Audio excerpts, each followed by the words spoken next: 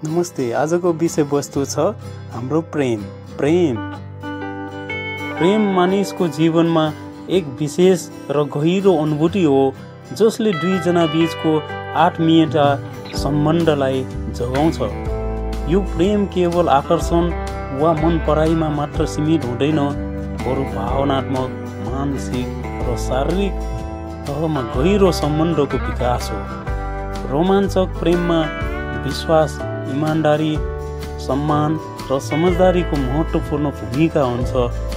यो प्रेमले मानिसलाई प्रेरणा दिन्छ, जीवनमा नयाँ ऊर्जा ल्याउँछ र एकअर्काको साथमा भविष्यको सपना बुन्ने सम्भावना दिन्छ।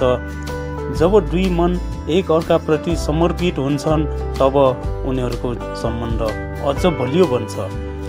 साँचो प्रेमले दुःख सुख उतार चढावमा पनि साथ दिन्छ र एकअर्काको कमीलाई पूरा गर्न सहयोग गर्छ।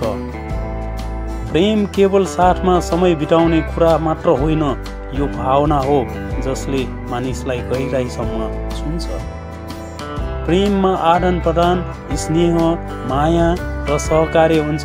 कहिलेकाहीँ गलत वा चुनौती आउन सक्छ, तर साँचो प्रेमले ती सामना गरेर अझ मजबुत सम्बन्ध बनाउने ताकत दिन्छ।